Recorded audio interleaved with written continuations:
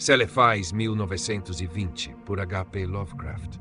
Em um sonho, Kuranes viu a cidade no vale, e a costa marítima além, e o pico nevado com vista para o mar, e as galeras alegremente pintadas que navegam para fora do porto em direção às regiões distantes onde o mar encontra o céu. Em um sonho foi também que ele recebeu seu nome de Kuranes, pois quando acordado ele era chamado por outro nome. Talvez fosse natural para ele sonhar com um novo nome, pois ele era o último de sua família, e sozinho entre os milhões indiferentes de Londres, então não havia muitos para falar com ele e lembrá-lo de quem ele havia sido. Seu dinheiro e terras haviam desaparecido, e ele não se importava com os modos das pessoas ao seu redor, mas preferia sonhar e escrever sobre seus sonhos. O que ele escreveu foi ridicularizado por aqueles a quem ele mostrou, de modo que depois de um tempo ele manteve seus escritos para si mesmo e finalmente parou de escrever. Quanto mais ele se afastava do mundo ao seu redor, mais maravilhosos se tornavam seus sonhos, e teria sido bastante inútil tentar descrevê-los no papel. Kuranes não era moderno e não pensava como outros que escreviam. Enquanto eles se esforçavam para despojar a vida de suas vestes bordadas de mito e para mostrar em nudez feia a coisa repugnante que é a realidade, Kuranes buscava apenas a beleza. Quando a verdade e a experiência falharam em revelá-la, ele a buscou na fantasia e na ilusão, e a encontrou à sua porta, em meio às memórias nebulosas de contos e sonhos de infância. Não há muitas pessoas que sabem quais maravilhas são abertas para elas nas histórias e visões de sua juventude, pois quando crianças ouvimos e sonhamos, pensamos apenas pensamentos semi-formados, e quando homens tentamos lembrar, estamos entorpecidos e prosaicos com o veneno da vida.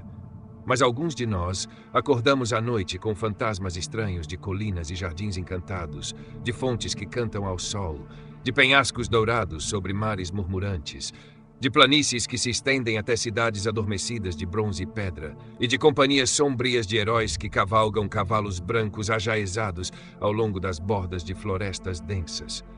E então sabemos que olhamos para trás através dos portões de marfim para aquele mundo de maravilhas que era nosso antes de sermos sábios e infelizes.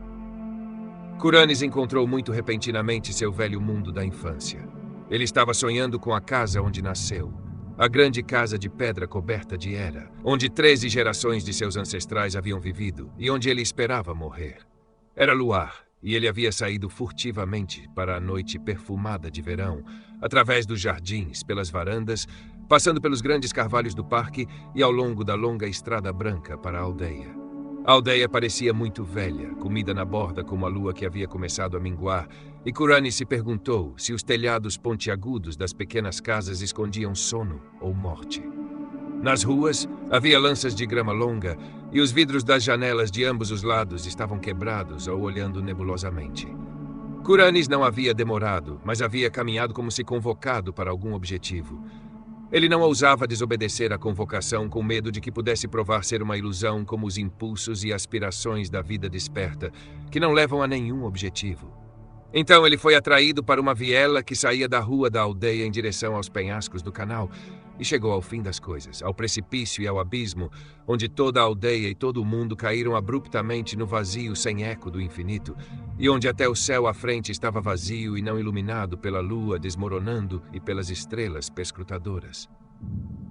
A fé o impulsionou sobre o precipício e para o golfo, onde ele flutuou para baixo, para baixo, para baixo, passando por sonhos escuros, disformes e não sonhados, esferas fracamente brilhantes que podem ter sido sonhos parcialmente sonhados, e coisas aladas risonhas que pareciam zombar dos sonhadores de todos os mundos. Então uma fenda pareceu se abrir na escuridão diante dele, e ele viu a cidade do vale, brilhando radiante muito, muito abaixo, com um fundo de mar e céu e uma montanha coberta de neve perto da costa.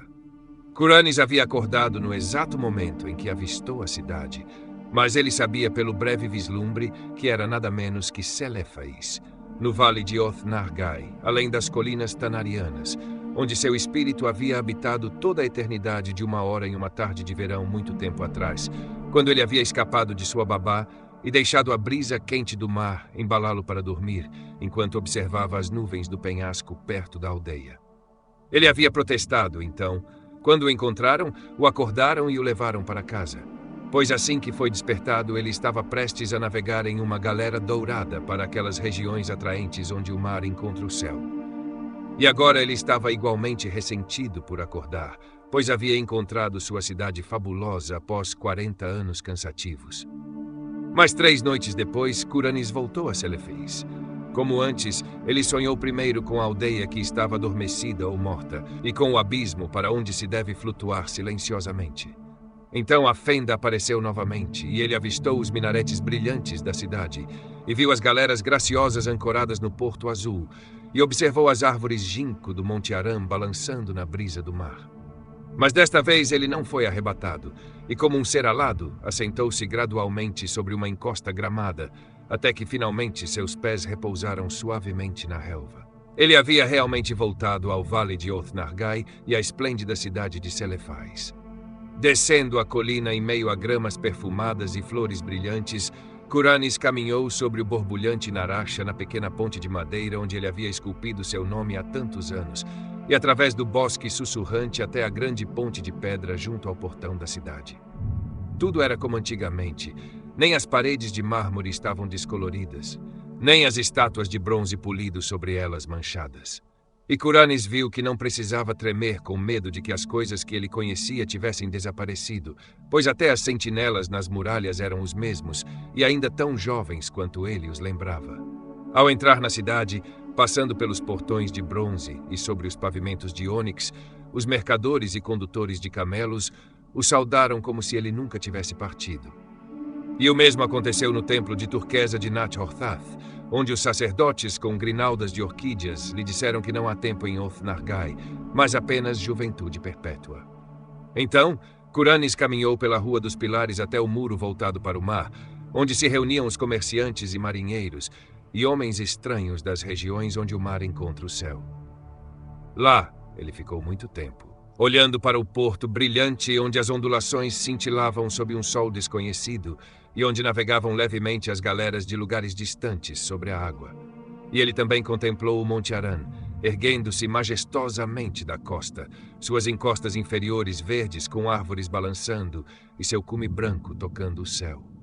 Mais do que nunca, Kuranes desejava navegar em uma galera para os lugares distantes dos quais havia ouvido tantos contos estranhos. E procurou novamente o capitão que havia concordado em levá-lo há tanto tempo. Ele encontrou o homem, Atib, sentado no mesmo baú de especiarias em que havia se sentado antes, e Atib pareceu não perceber que algum tempo havia passado. Então, os dois remaram para uma galera no porto e, dando ordens aos remadores, começaram a navegar para o ondulante mar sereneriano que leva ao céu. Por vários dias, eles deslizaram ondulantemente sobre a água, até que finalmente chegaram ao horizonte, onde o mar encontra o céu. Aqui a galera não parou, mas flutuou facilmente no azul do céu, entre nuvens fofas tingidas de rosa. E bem abaixo da quilha, Kuranes podia ver terras estranhas e rios e cidades de beleza insuperável, espalhadas indolentemente ao sol que parecia nunca diminuir ou desaparecer. Por fim, Atib lhe disse que sua jornada estava próxima do fim e que logo entrariam no porto de Seranian, a cidade de mármore rosa das nuvens, que é construída naquela costa etérea onde o vento oeste flui para o céu.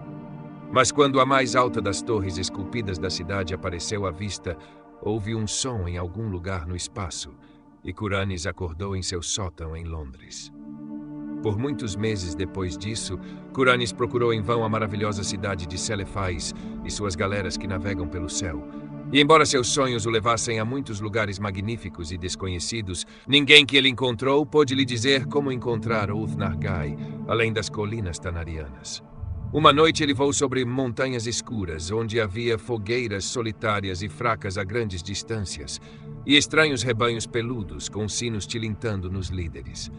E na parte mais selvagem desta região montanhosa, tão remota que poucos homens poderiam tê-la visto, ele encontrou um muro ou calçada de pedra terrivelmente antiga zigue-zagueando ao longo das cristas e vales, muito gigantesco para ter sido erguido por mãos humanas e de tal comprimento que nenhuma de suas extremidades podia ser vista.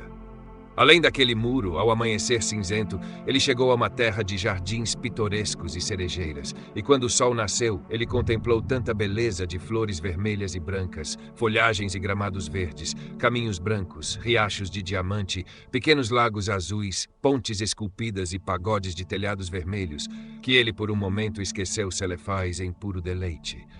Mas ele se lembrou novamente quando caminhou por um caminho branco em direção a um pagode de telhado vermelho, e teria perguntado às pessoas daquela terra sobre ele se não tivesse descoberto que não havia pessoas lá, mas apenas pássaros, abelhas e borboletas.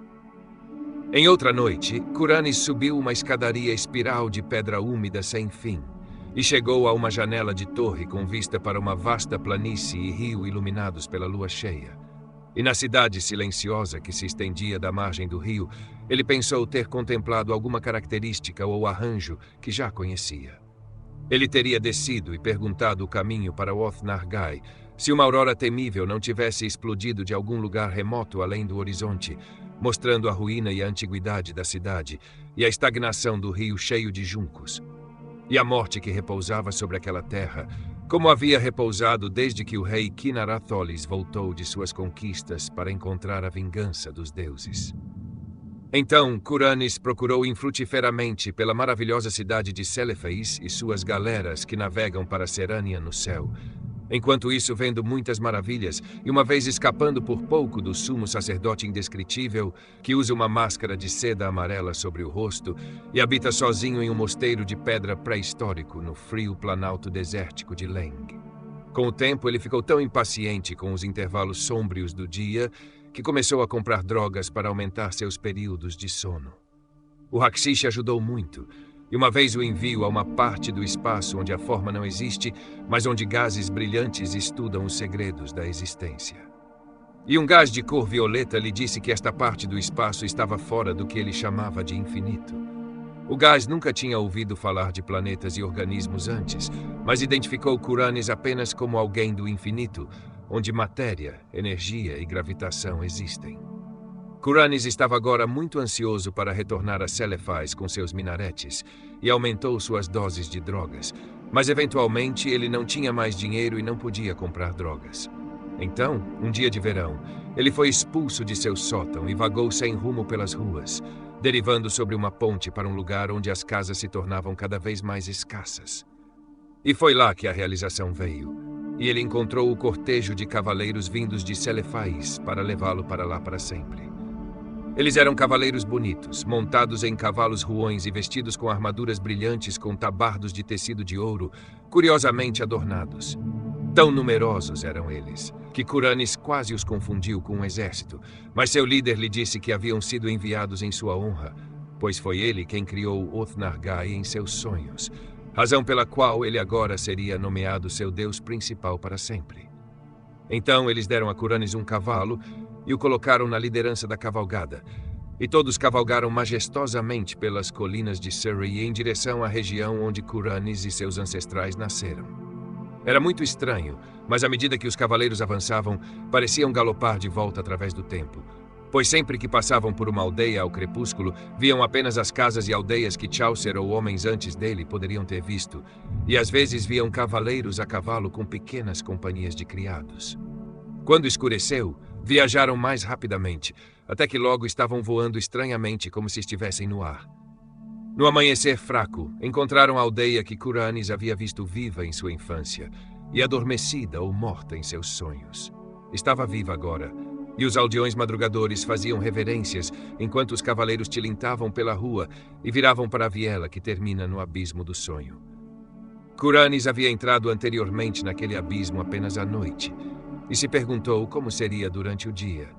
Então ele observou ansiosamente enquanto a coluna se aproximava de sua borda. Assim que galoparam pela elevação até o precipício, um brilho dourado veio de algum lugar do leste e escondeu toda a paisagem em suas cortinas resplandecentes. O abismo agora era um caos fervilhante de esplendor rosado e cerúleo. E vozes invisíveis cantavam exultantes, enquanto o séquito de cavaleiros mergulhava pela borda e flutuava graciosamente pelas nuvens cintilantes e coruscações prateadas. Os cavaleiros flutuaram infinitamente para baixo, seus corcéis pateando o éter, como se galopassem sobre areias douradas. E então os vapores luminosos se separaram para revelar um brilho maior, o brilho da cidade Celefais, e a costa marítima além, e o pico nevado com vista para o mar. E as galeras alegremente pintadas que navegam para fora do porto em direção a regiões distantes onde o mar encontra o céu. E Khuranes reinou daí em diante sobre Oth-Nargai e todas as regiões vizinhas do sonho, e manteve sua corte alternadamente em Celefais e na Serânia moldada pelas nuvens. Ele reina lá ainda, e reinará feliz para sempre. Embora abaixo dos penhascos em Innsmouth, as marés do canal brincassem zombeteiramente com o corpo de um vagabundo que havia tropeçado pela aldeia semideserta ao amanhecer. Brincaram zombeteiramente e o jogaram nas rochas perto das torres Trevo cobertas de era, onde um cervejeiro milionário notavelmente gordo e especialmente ofensivo desfruta da atmosfera comprada de nobreza extinta.